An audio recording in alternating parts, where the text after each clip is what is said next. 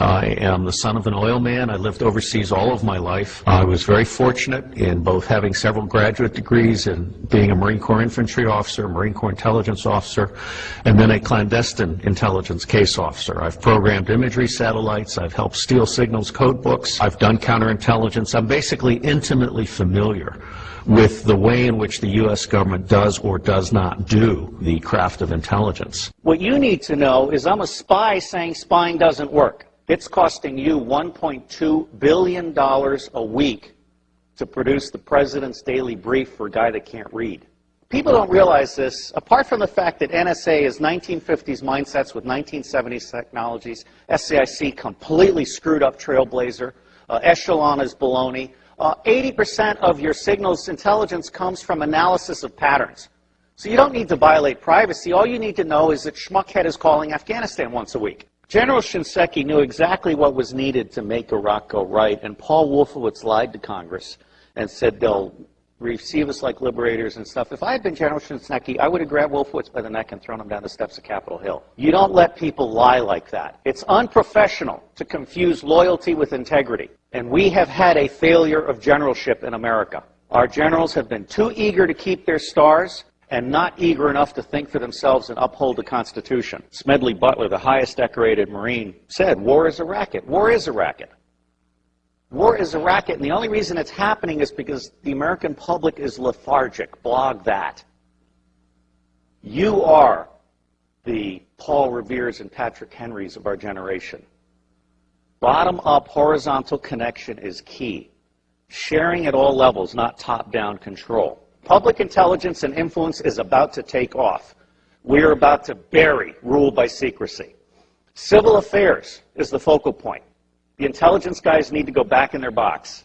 Bloggers, not informants, are key. The FBI is about to try and hire 2,000 informants in a Soviet police-style approach to security. That's idiocy. If you bloggers self-organize and attach yourself like leeches to specific issues, corporations, organizations, challenges, whatever, you will be the intelligence Minutemen of this century. The power is in your hands. There aren't enough guns to kill us all, and Halliburton can't build the jails fast enough to keep us down. Bloggers, as Linux is organized, where you grab onto an issue or something and you are part of a structured citizen journalism blogging thing that lets no evil doing go unnoticed, that rules. So I think we're at a turning point. I think we're at the very beginning of a historic tidal shift in power, restoring the Constitution.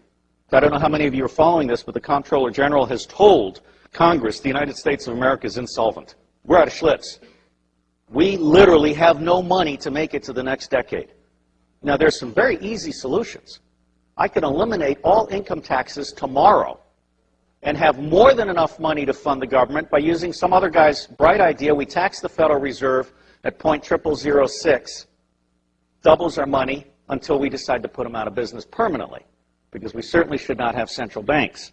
We've put together an electoral reform pledge, and it's my view that any member of Congress, any member of the Senate that refuses to sign both the constitutional pledge supporting the Constitution and the electoral reform pledge should be put out of business. And I believe that will be 95% of all of these people. It may be time to literally dump Congress on its ass and start over. The government has gotten stupid to the point that it can't write a statement of work. And so they ask the contractors to write a statement of work, and the contractors write a statement of work saying, you need more of what I haven't been able to sell. And the government says, oh yeah, right, good. Put it in the budget. This is real shit. I can crack all 10 of the top-level threats to humanity in less than 25 years for less than 1/3 of what the world is spending on the military. Blog that. And I will tell you the price of buying back the United States government, it's $500 million a year. In the early 90s, Newt Gingrich and the Republicans got together. Their plan is now on the street. It's been exposed by a Columbia professor. They concluded that they could buy the United States government from school board to State House to White House for $300 million a year, and by golly, they did. And every single member of Congress is impeachable for having abdicated their Article I responsibilities under the Constitution and serving as foot soldiers for the president and his mendacious vice president. If you confiscate all the wealth in the world, which I do not advocate, all you have is a $5 bill for every one of the 5 billion poor on the planet. For what we have spent on the Iraq War, I could have given a free cell phone to every one of the 5 billion poor on the planet. I could have taken the 10% residual capabilities on DoD satellites, abandoned communication satellites, and I could have provided free T1 to the Southern Hemisphere. Blog that. That's the kind of stuff we have to do. Because if we don't do that, those 5 billion people, instead of producing wealth that stabilizes the earth, are going to produce plagues, epidemics, criminal gangs, drugged up people. Ralph Peter's a friend of mine, and the bottom line here is the only path to wine, women, and wealth for badasses anywhere on the planet that have no money is guns. And what's happening here is we're at the very beginning. We're just starting to come out of our little eggshell. When the industrial era began, it broke the connection between kinship and trust. And it started treating people as commodities. And then we lost sight of our government and we allowed the corporations to buy the government. The United States of America no longer represents we the people. But you can change that. The reason it's not working today is because we have a military-industrial complex that profits from secrecy and war, and it does not profit from efficiency and peace. Blog that. The bottom line here is that central banking is an evil cancer. These people are selling us credit they don't have so they can take profits they don't deserve out of our pockets. That's nuts. The United States government is constitutionally chartered to print money on the good faith and credit of all of us and not pay interest. Why are we being such fools? Well, unfortunately, if you fight them, you get assassinated. Lincoln and Kennedy were both about to print money and not borrow from the banks. I can't connect those two dots, but I can tell you they're side by side. But the reality is the federal government is broken in every possible way. And it's going to be localized, bottom-up resilience networks. They're going to save us. That's where you guys come in. Our educational system stinks. It beats the creativity out of kids by the time they're in the 4th grade.